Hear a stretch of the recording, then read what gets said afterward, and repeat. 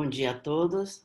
Eu queria inicialmente agradecer ao convite, agradecer em nome da coordenadora, né, a todos os organizadores, em nome de Angelina, e também me senti muito honrada, eu já participei, acho que de todas as versões desse simpósio, acho ele extremamente importante, e me sinto muito honrada de vocês terem confiado a mim para eu fazer essa introdução sobre esse tema que é a parte de genômica, né? Eu vou falar coisas assim mais gerais, porque eu sei que tem vários outros palestrantes que vêm depois de mim, que vai falar mais específico em algumas áreas. Então, vou compartilhar aqui minha tela para a gente começar. Primeiro, a Angelina já falou da minha formação, então eu queria somente fazer uma declaração de conflito de interesse, que atualmente eu sou bióloga da Singular Medicina de Precisão. E também acho que ela esqueceu de falar, eu sou professora da pós-graduação de Biotecnologia em Saúde e Medicina Investigativa da Fiocruz. Então, vamos lá. Primeiro, o que é genômica, né? Então, genômica é um ramo da genética que estuda o genoma completo de um indivíduo, ou o genoma completo de uma espécie.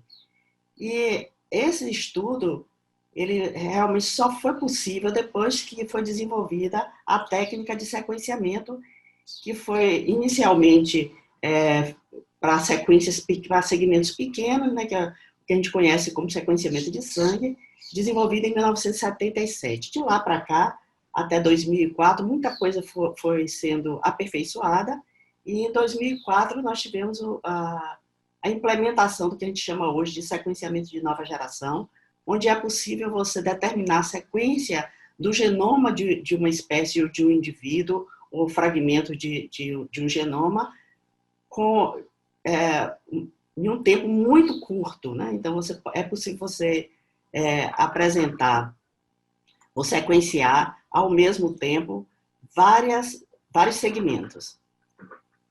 Então, aqui, somente para vocês terem uma ideia, né, o sequenciamento, então, ele possibilitou isso. Eu peguei aqui uma imagem que é de 2016, um gráfico, somente observando essa linha vermelha, é a quantidade de depósito de pares de base que tem sido feito ao longo do tempo. Então, vocês veem que isso está crescendo com uma velocidade muito grande. E aqui também, essa tabela é muito grande, mas eu peguei somente os primeiros dados, que é de 1982, em que tinha sido depositado no GenBank 680 mil pares de bases. Peguei o dado de agosto de 2019, que a gente tinha 366 bilhões de pares de bases, e em agosto de 2020, quer dizer, atualmente, já 654. Então, você vê que o aumento aqui de 366 para 664 é um crescimento assim espantoso. É claro que nesse banco eu não estou falando de sequências humanas, estou falando de número de pares de base de vários genomas diferentes. Tá? Esse banco tem genoma de várias espécies. Então, de 1982 até o presente, a gente observa que a cada 18 meses dobra o número de informações, o número de depósito de bases e de sequências nesse banco de dados. Então, aqui eu peguei uma tabela, né, um gráfico, mostrando o número de sequências em 1982, 680 mil, e o número de bases, na verdade, e o número de bases atual, em 15 de junho de 2020. Então, 427 trilhões. E com relação às sequências, também na mesma data, 15 de dezembro de 82, 606 sequências. E em 15 de dezembro de 2019, 215 bilhões de sequências. Então, é um crescimento assim absurdo. Então, como é que a gente consegue acompanhar isso? Para que serve isso? Qual a importância disso? Qual o impacto disso para a espécie humana? Qual o impacto disso na nossa vida? Qual o impacto disso do ponto de vista tanto econômico como em saúde, né? Então, é isso que eu quero abordar um pouco. Então, eu dividi, mais ou menos, para a gente falar da questão do impacto e também da questão dos desafios que a gente tem agora em diante. Então, qual é a importância de você conhecer o genoma de uma espécie? A gente diz que quando a gente estuda o genoma de uma espécie, na verdade, a gente está buscando analisar a diversidade que tem a espécie e qual o efeito dessa diversidade no fenótipo. É claro que isso tem vários efeitos do ponto de vista evolutivo, né? Teoricamente, quanto maior diversidade uma espécie tem, maior a probabilidade dela se perpetuar. É claro que nem sempre isso é verdade, mas geralmente é assim, né? Então, a importância de você conhecer o genoma de uma espécie tem uma importância acadêmica, né, que é gerar esse conhecimento, e esse conhecimento pode dar origem a muita coisa. Eu digo que o conhecimento é uma arma poderosa, então com o conhecimento você pode fazer milhões de coisas. Enquanto você não tem o conhecimento, você fica muito restrito, né? Então você pode garantir a perpetuação, falando de maneira geral, a perpetuação das espécies com o mínimo de interferência possível, fazer o melhoramento animal e vegetal, que é importantíssimo, principalmente para a espécie humana, que a população tem crescido muito. Então, fornecer alimento para todos esses indivíduos é uma coisa assim, que a gente tem que pensar com muita cautela, porque a gente precisa produzir esses alimentos, mas precisa também garantir que você não vai interferir de forma muito drástica no ambiente, porque é ele que vai garantir, inclusive, a perpetuação da nossa espécie e das outras espécies. Identificar, e com relação à espécie humana, identificar variantes genéticas que estejam associadas a doenças. Então, qual é o impacto disso para a vida humana, né? Eu digo que o impacto, por exemplo, do genoma, do estudo do genoma na vida humana, ocorreu em todas as áreas das ciências biológicas. E foi um impacto assim, tão poderoso que é semelhante, por exemplo, ao aparecimento da internet, o descobrimento do fogo, que eu acho que vai estar mudando e vai mudar radicalmente a forma da gente ver esse ambiente e a forma como a gente vai tratar e cuidar da nossa saúde. Então, ela tem um impacto econômico grande, que gera conhecimento tanto para melhoramento animal e vegetal. Enquanto você não conhece a diversidade genética que tem nas espécies, você não pode fazer, por exemplo, melhoramento animal nem vegetal. E esse melhoramento tem garantido uma qualidade de vida muito melhor para a gente. Então, muitas pessoas ficam com medo desses milho transgênico, soja transgênica, mas a maioria das tecnologias que está em uso já foram testadas e são seguras, né? Então, a gente ouve falar muito, por exemplo, o pessoal fala que o frango está crescendo muito rápido, o pessoal coloca hormônio, na verdade não é hormônio, é melhoramento genético. Então, a seleção das melhores características e a capacidade de juntar isso. E para você fazer isso, você tem que conhecer. Enquanto você não conhece a diversidade genética, você não pode mexer nela, né? Ou pelo menos mexer nela sabendo o que está fazendo, né? Tem uma direção. E ela tem um impacto, que é o que eu vou falar mais aqui, para a saúde, até porque o congresso é de genética, porque além dela gerar o conhecimento, é possível hoje a gente fazer diagnóstico de precisão, a gente identificar variantes que estão relacionadas a doenças, tanto como causa, como fazendo com que o indivíduo fique mais susceptível a ter uma determinada doença, ou que ele fique resistente a uma determinada doença, ou mais vulnerável a, por exemplo, uma infecção.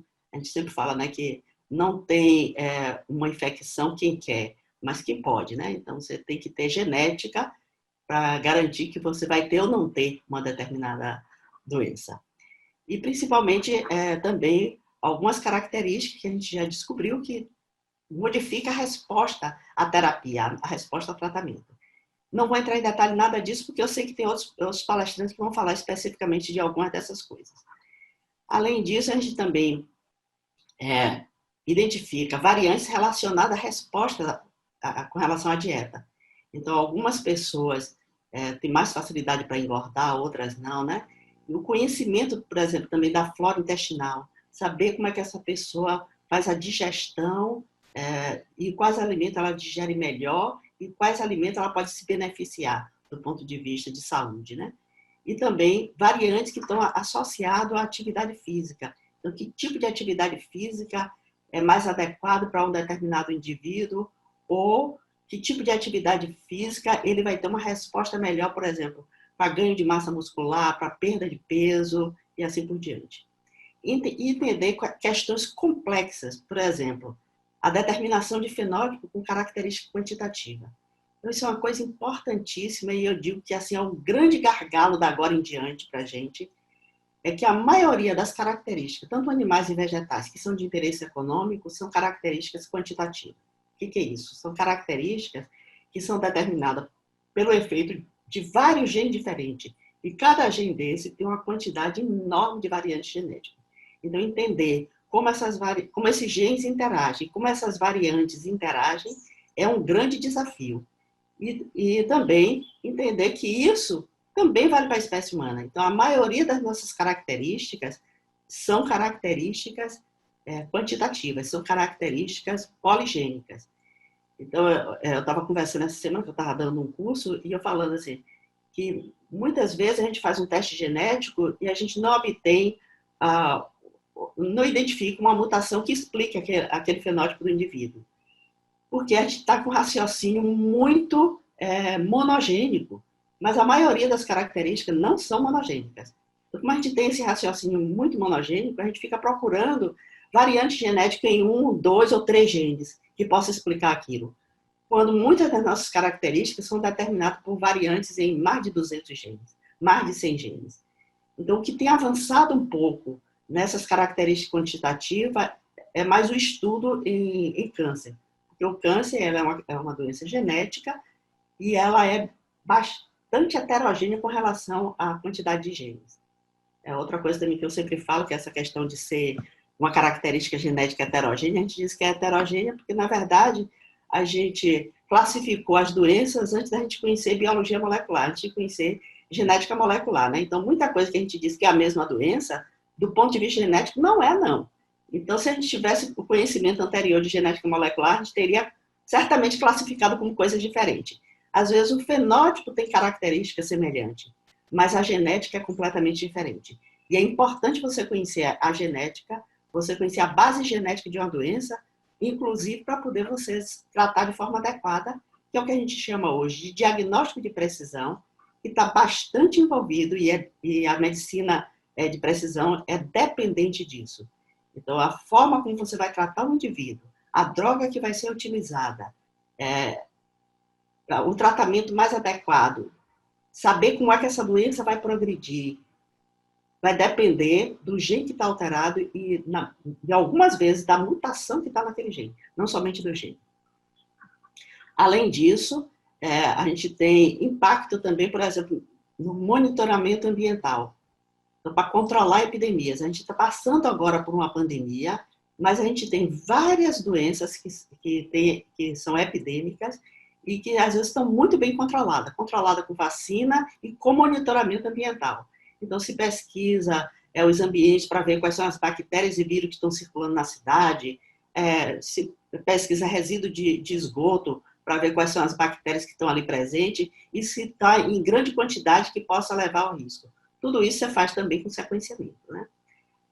Validação, por exemplo, de matérias-primas e insumos. Então, vai fazer um fármaco, um alimento, validar esses insumos para ver se eles estão puros, se não tem nenhum contaminante. Então, você pode fazer um sequenciamento, pega uma amostra, faz um sequenciamento todo desse material e vê quais são os micro-organismos que estão ali presentes, ou se estão em uma quantidade muito baixa, que não tem nenhum problema para a saúde ou para a formação de uma determinada droga, a composição de uma determinada droga. Higienização, por exemplo, validação de higienização. Hoje a gente está vendo isso assim se popularizando muito por causa da pandemia, né? Mas sempre existiu, por exemplo, você coletar material em hospital, por exemplo, né, no ambiente hospitalar, e monitorar as bactérias, os vírus que estão ali. Então, isso você pode fazer também por sequenciamento. Você coleta as amostras e faz o sequenciamento e olha. Mas hoje em dia a gente está vendo esse monitoramento também, por exemplo, em escola, aeroporto, supermercado. Então, monitoramento de higienização de alimentos. Então, a gente está tendo um cuidado maior e uma atenção maior por causa da pandemia. Além disso, você pode também descobrir fraudes em alimentos. Então, eu vi recentemente uma reportagem na Europa de que tinha um produto que dizia que era de origem bovina e, na verdade, ele não era, né? Então, você pode tirar uma amostra, faz o sequenciamento e ver qual a origem animal ou vegetal de um determinado alimento e detectar se está ocorrendo fraude ou não. E também ele é importante para você estudar processos evolutivos, fazer reconstrução histórica. Então, é importantíssimo a gente saber do nosso passado para a gente entender por que nós estamos aqui hoje, por que nós somos dessa forma, por que nós temos determinados genes, porque temos alguns genes inativos, porque tem algumas regiões gênicas que não funcionam, porque a gente tem pseudogenes. Então, a gente é capaz de fazer isso comparando os genomas de uma espécie com outra. E isso é importantíssimo para a gente entender o processo evolutivo. Não que esse processo evolutivo tenha uma direção e que a gente entendendo isso, a gente vai saber como é que a vida vai progredir. Não é isso, mas é muito importante a gente compreender para poder a gente, inclusive, saber onde é que a gente não deve mexer. Eu digo sempre que se você não tem certeza do que você está fazendo, então deixa tudo como está, não mexe. Então, o que a gente sabe? Então, o genoma humano ele foi sequenciado em fevereiro de 2002, ou 2001, e o que é que nós sabemos até hoje a respeito, agora mudando um pouco somente para o genoma humano, né? O que é que nós sabemos? O que é que nós temos de informações assim consolidadas, né? Primeiro, que todos os indivíduos têm os mesmos genes e que nós somos, mesmo com as grandes diferenças que, quando você olha no fenótipo, você nota que as pessoas são todas diferentes. Então, se eu tivesse em uma plateia presencial, eu ia mandar vocês olharem, para vocês verem que todo mundo é diferente. Então, nós somos diferentes, mas 99,4% nós somos geneticamente iguais. Ou seja, nós temos os mesmos genes, mas temos variantes nesses genes que faz com que a gente tenha essa aparência um pouco diferente um do outro. Cada pessoa tem cerca de 4 a 5 milhões de variantes, ou seja, de mutações, né? Porém, em torno de 3 a 10 é que são variantes patogênicas. Então, todos nós carregamos variantes patogênicas. Mas a maioria dos nossos variantes são benignas, né? Até porque, se você tiver uma grande quantidade de variante patogênica, vai causar algum dano e, possivelmente, alguns não vão sobreviver. E nós sabemos também que existe cerca de 246 doenças hereditárias que são causadas por variantes em região não codificante. Então, a gente estuda muito também região codificante, mas algumas doenças podem ser causadas por variações em regiões não codificantes. O número total de fenótipos que a gente conhece hoje, com base molecular, né, é de 6.736. Então, um número pequeno, porque a gente está olhando muito ainda para as características monogênicas. Então, isso aqui é quase tudo monogênico. Então, a gente tem o quê? Poucas características que você tem mais de um gene determinando, né? Que a gente conhece hoje a base genética. Então, a gente tem com um fenótipo com um único gene, né? A gente tem 3.011, e aí vai para 4 fenótipos, a gente tem 239 genes que determinam 4 fenótipos. Mas a maioria que a gente conhece mesmo, a base, é um gene, um fenótipo, um gene, 2 fenótipos, um gene, 3 fenótipos. Então, poucos a gente conhece que tem 4 ou mais fenótipos. Mas a gente sabe que tem vários genes que interferem em vários fenótipos diferentes. E desses, a gente tem 5.671 fenótipos que a gente conhece o gene, que é um gene único. Então, a gente também conhece várias características que não são doenças, mas a gente conhece o fenótipo. Então, a gente conhece muito pouco ainda sobre a base genética das características, principalmente das doenças. Por que as doenças são importantes, né? Porque o que é normal, a gente às vezes acaba nem prestando muita atenção. Mas as doenças chamam muita atenção. E é importante mesmo a gente conhecer para poder, inclusive, interferir.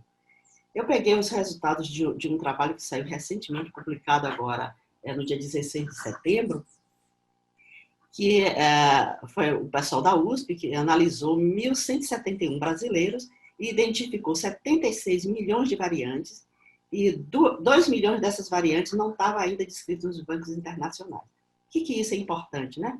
É importante porque a gente vê que nós temos uma variabilidade que é diferente de outras populações. Então, o que diferencia uma população de outra não são os genes, porque nós temos os mesmos genes. O que diferencia são esses variantes e a frequência com que eles ocorrem. Então, isso é importante a gente conhecer, por exemplo, nossa população, para poder quando a gente faz uma análise, um diagnóstico genético, um teste genético, a gente não ficar comparando só com o banco internacional, ou seja, com população europeia, que a maioria dos indivíduos que estão nesses bancos são populações europeias. A gente tem que comparar também com o Banco Brasileiro, que tem populações, que nós somos uma população extremamente miscigenada, né? Além disso, eles observaram aproximadamente 2.000 novas inserções de elementos móveis, 5 megabases de segmentos genômicos que não estava presente, pelo menos na descrição do genoma referência, e mais de 140 alelos nos genes de HLA. E ele diz que, no final, ele conclui que realmente isso é pequeno, 2%, representa 2% da variabilidade, quer dizer, do genoma completo, né? Mas é uma coisa extremamente importante, porque a gente tem muito variante que não tem em outras populações, como eles também devem ter variantes que a gente também não tem. Também peguei os dados também que é da população brasileira, até por causa da pandemia, né? Que ele é um grupo de Campinas que analisou a bronquiolite viral e ele pegou um grupo de crianças, 181 crianças de risco e 536 pessoas que não tinham nenhum histórico de doença pulmonar. Então, quando a gente vê uma infecção, seja viral, seja bacteriana, a gente sabe que existe uma diversidade genética do patógeno, por exemplo, uma diversidade genética do vírus, como agora do SARS-CoV, né? Uma diversidade genética dos indivíduos que estão sendo infectados. E essa interação é que vai determinar se o indivíduo vai ter ausência de sintomas, sintomas leves e sintomas graves. Então, para a bronquiolite viral, ela também funciona como para qualquer outro tipo de virose, né? Então, a gente vai ter um grupo, a maioria dos indivíduos não vai ter sintomas ou vai ter sintomas leves, e alguns indivíduos, uma pequena parcela de 1 a 3%, vão ter sintomas graves. E isso aqui vai ser diferente a depender do genótipo, tanto do vírus, mas também, principalmente, do genótipo dos indivíduos. Então, o que eles fizeram foi isso, foi olhar o genótipo dos indivíduos, aqueles que agravaram, o que eles tinham de diferente dos outros e da população que eles usaram como controle, né?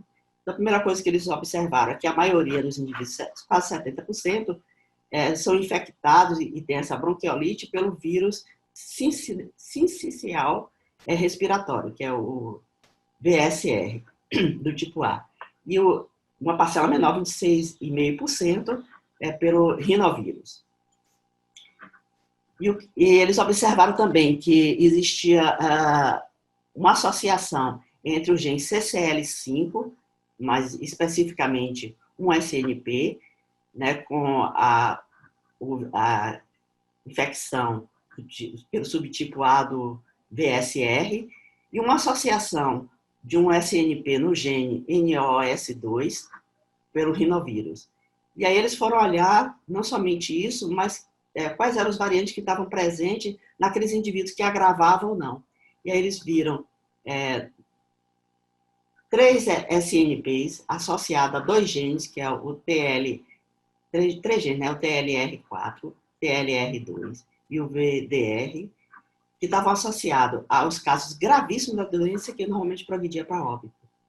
Esse SNP no TLR2 estava associado sempre a uma necessidade de aporte de oxigênio. Mais 3 SNPs, 2 no TLR, o 9, e um no CCL5, eles encontraram associação com aqueles indivíduos que precisaram de internação em unidade de terapia intensiva. E esses SNPs no gene TLR4, TLR9 e no CCL5 estavam associados àqueles indivíduos que precisaram de ventilação mecânica.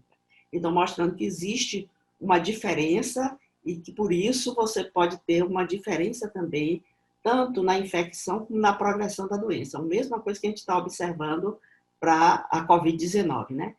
Então, também fiz uma pesquisa para ver com relação à Covid-19. Eu sei que tem um grupo em Belém que está fazendo um trabalho bem interessante, mas não vi a publicação. Procurei, eu acho que os dados ainda não estão publicados.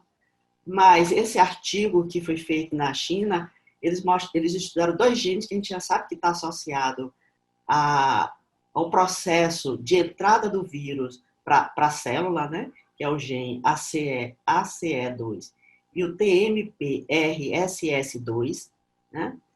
E porque isso a gente já tinha observado para outros coronavírus, né? Das outras epidemias, do SARS-CoV e do MERS. Mas eles observaram também que existia algumas variantes, algumas mutações que tinham frequência diferente nas populações diferentes. Que talvez isso explique o fato também de você ter diferentes cenários na epidemia ao redor do mundo. A gente sabe que nem sempre a gente pode confiar nas informações que a gente tem obtido pelos órgãos de imprensa ou por outros tipos de bancos, mas a gente observa que ao longo da população do mundo, o comportamento tem sido diferente, né? E tanto nas populações, como a gente observa entre os indivíduos, quando a gente vai olhando também individualmente. Então, essas diferenças possivelmente são genéticas, né? E apesar da gente não conhecer quais são, mas elas possivelmente são genéticas. Então, o que é que eles observaram? Que no gene ACE2, eles viram algumas mutações, alguns variantes genéticos, que dificultavam a interação do vírus com a célula, né? E aí eles foram observar, que são esses três aqui, esses três marcadores, eles foram observar essa frequência nas populações. Uma coisa interessante que chamou a atenção é que dois desses marcadores que a gente disse que são protetores só tinha na população africana.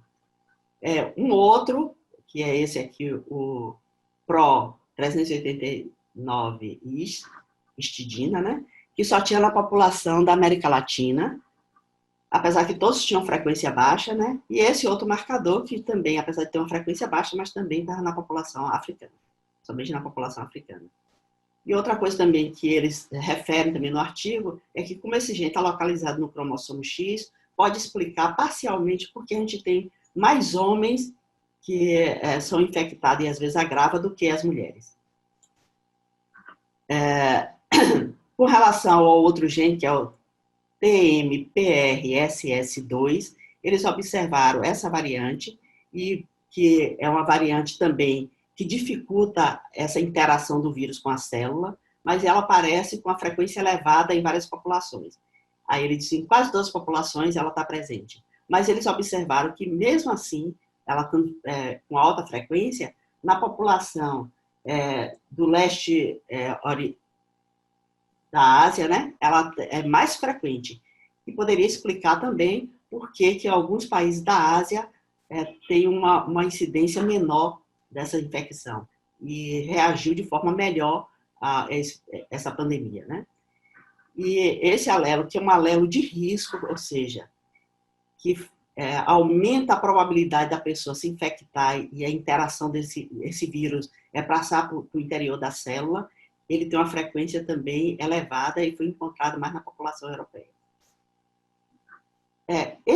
Todo esse conhecimento do genoma ele é importantíssimo porque ele gera a possibilidade não só de você fazer o diagnóstico, mas de você desenvolver terapias e pensar em terapias. Então, eu sempre falava, quando eu via, às vezes, até os próprios geneticistas dizendo assim, não adianta fazer diagnóstico para essa doença, que às vezes eles tinham já o diagnóstico clínico, porque não tem um tratamento, mas se você não tiver o conhecimento da base genética, a probabilidade de desenvolver um tratamento eficaz, baseado na informação genômica, é próximo de zero.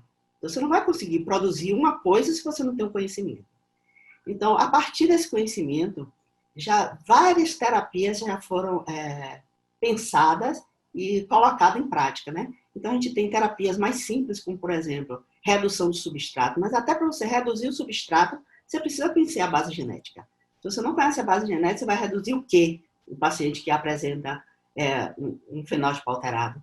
Então, a gente tem desde redução de substrato, por exemplo, a galactosemia, a frutosemia, terapias de reposição, por exemplo, reposição enzimática, para várias doenças metabólicas, que eu acho que mais para frente alguém vai falar sobre isso. Eu acho que a Carol deve falar nas terapias e medicina de precisão. Terapias gênicas, em que você pode usar, por exemplo, células-troncos, né? Mas também ainda tem algumas limitações, né? Que nem sempre funciona, né? Em qualquer órgão que funciona. A utilização de oligonucleotídeos antissense, que você usa pequenas moléculas de RNA, ela vai e pareia de forma complementar com o RNA, que a gente sabe que o gene está alterado, então o RNA está alterado e vai dar origem a uma proteína defeituosa, então você impede que esse RNA ele seja traduzido, e é importante, principalmente quando o indivíduo é heterozigoto, né, você pode interromper uma e deixar a outra funcionando.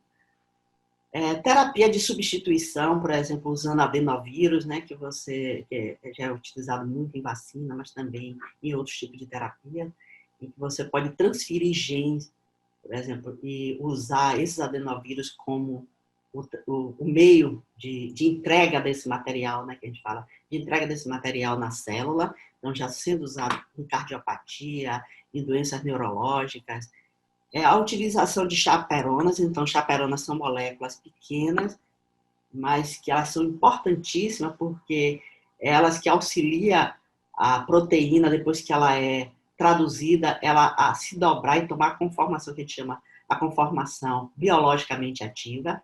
Então, se ela tem mutações, ela pode se dobrar de forma diferente e ser biologicamente inativa. Então, o uso de chaperonas desenvolvida especificamente para alguma molécula, ela pode se ligar a essa molécula e auxiliar essa molécula que tem uma alteração, que tem uma mutação, a dobrar de forma semelhante à proteína que não tem alteração, e aí você tem um efeito no fenótipo muito bom, né? E, mais recentemente, o que a gente chama de edição de DNA, que é uma técnica extremamente promissora, primeiro porque ela parece que não vai ser muito cara, por enquanto ainda assim, mas ela é um mecanismo natural utilizado pelas bactérias, né? E que está disponível. Então, já foi utilizado em animais modelo experimental, mas também já foi utilizado na espécie humana, e você utiliza uma sequência de RNA e uma enzima específica que a gente chama da dupla, né? CRISPR-Cas9, que é a enzima mais o RNA, e você altera, essa enzima é capaz de reconhecer, junto com esse RNA, reconhecer um local específico do DNA por pareamento e cortar essa sequência e substituir aquele variante genético, por exemplo, uma mutação missense, né? E corrigir aquilo. Então, vai ser extremamente importante, por exemplo, para você fazer planejamento, aquelas famílias que sabem que tem uma mutação patogênica, fazer planejamento, poder fazer uma inseminação artificial e depois já modificar, por exemplo, o feto, ou já modificar as células, tanto o espermatozoide como o óvulo, você poder modificar o material genético para corrigir uma mutação genética que às vezes já está presente na família. Então, é uma técnica que eu acho que é bastante promissora e que deve ter, por exemplo, uma evolução, eu acho, bastante rápida. Como eu sei que eu olhei e não vi que vai muita gente falar de nada de câncer, eu peguei um exemplo, eu fiz uma tabela, na verdade, com várias terapias-alvo, utilizando o conhecimento já do sequenciamento do genoma, tanto dos indivíduos, como nesse caso aqui, dos tumores, e mostrando que algumas alterações, aí eu preferi pegar por alterações, então algum tipo de alterações no material genético, tendo uma droga-alvo direcionada. Então, o que a gente pensa mais para o futuro é que, ao invés de você dizer assim, vou usar essa terapia porque ele tem um câncer de mama, não. Vai usar tal terapia porque ele tem tal alteração genética. Então, se vocês observarem aqui nessa tabela, você tem alguns tipos de alteração genética que está presente em tipos de tumores diferentes e o tratamento é o mesmo. Não interessa se o câncer é de mama, se o câncer é de rim, se o câncer é de intestino. Interessa que gene está alterado e que tipo de alteração está no gene para você usar uma determinada terapia-alvo. Então, isso está muito já bem estabelecido, algumas drogas bem estabelecidas em câncer, mas também para outras doenças, né? Então, eu peguei câncer aqui porque eu tenho esse viés, eu trabalhei muito tempo com câncer hereditário, então eu tenho esse viés que muita coisa eu, às vezes, acabo entendendo melhor no câncer do que em outras doenças que eu não trabalho, né? Então, a gente sabe, por exemplo, que pacientes que têm câncer de mama ou de ovário, que têm mutação em BRCA, ele responde melhor a algumas drogas do que não tem a mutação. Então, isso é de extremo valor.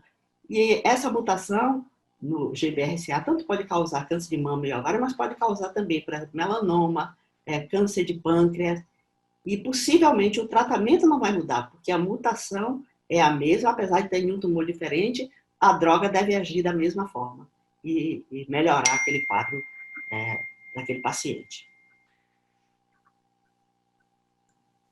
Então, quais são os grandes desafios que a gente tem de agora em diante? Já estou encerrando, viu, gente? Então, primeiro é a questão de custo de análise e interpretação. Então, o custo ainda é alto. Então, não é que eu acho que é importantíssimo se fazer diagnóstico para todas as doenças, né? Então, eu sempre falo, também é outra coisa que eu falo, sempre já falava há mais de 20 anos atrás, continuo falando, e agora estou ficando mais satisfeito, que eu acho que está caindo a ficha da maioria das pessoas. Então, não é que as doenças genéticas sejam raras, raro é não ser genético. Então, são poucas as doenças que são causadas só por ambiente. A maioria das doenças são genéticas. Algumas extremamente complexas, que pode ser que a gente não dê conta de entender agora, mas a gente vai entender. E eu sempre falo também, quando você faz um genoma completo de um indivíduo, a resposta para aquela doença está ali.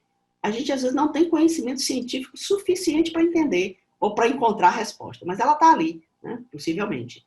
É porque, às vezes, são coisas complexas.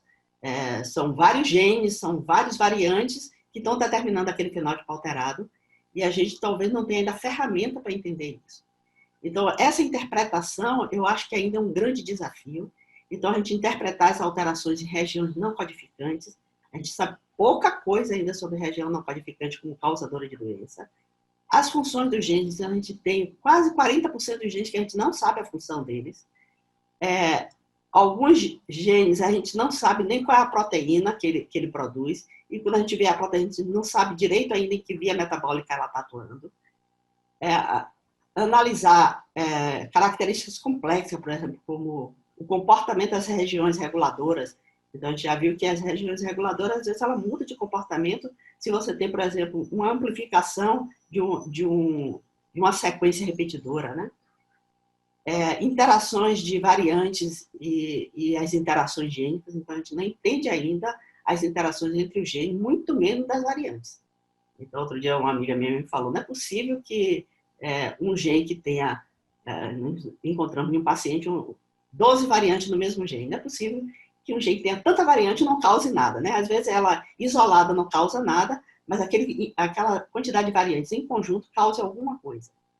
A interação das informações geradas pelas ômicas, né? Então, a gente tem transcriptoma, proteoma, genômica. A gente tem que, em algum momento, juntar todas essas informações, porque, às vezes, você não entende a alteração do ponto de vista do transcriptoma, mas você vai olhar depois, a proteína, ela está diferente, apesar do transcrito estar correto e o gene estar correto, né?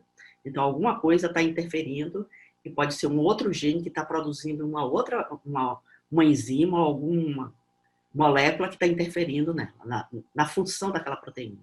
Interpretar as variações gênicas no contexto da ancestralidade e no contexto ambiental. Então, é outro grande desafio. E entender as interações dos sistemas celulares, que também a gente acaba estudando as coisas muito separadas, e não está errado isso. Acho que a gente tem que começar assim mesmo. Porque se a gente não entende o mais básico, a gente não pode passar para o mais complexo, né? Mas a gente vai ter que chegar nesse ponto aqui que é bastante complexo e um grande desafio. E isso tudo também tem gerado um outro grande desafio, que é com relação às questões ética, moral, de justiça, de economia. Então, eu acho que todo esse avanço da genética, ele tem mudado demais a forma da gente ver tanto as doenças como a saúde, e vai colocar uma pressão muito grande do ponto de vista social, porque a gente vai precisar mudar muita coisa, tanto do ponto de vista de lei, né, e pensar também na ética, porque são coisas novas que a gente não previu há muito tempo atrás. Então, a gente não tem, às vezes, uma legislação adequada para lidar com todas essas variações, né? Então, eu acho que é extremamente importante a gente pensar nisso tudo e perseguir esses desafios. Então, era isso que eu queria apresentar assim, de forma muito geral e agradecer novamente a comissão organizadora e todos os presentes. Muito obrigada.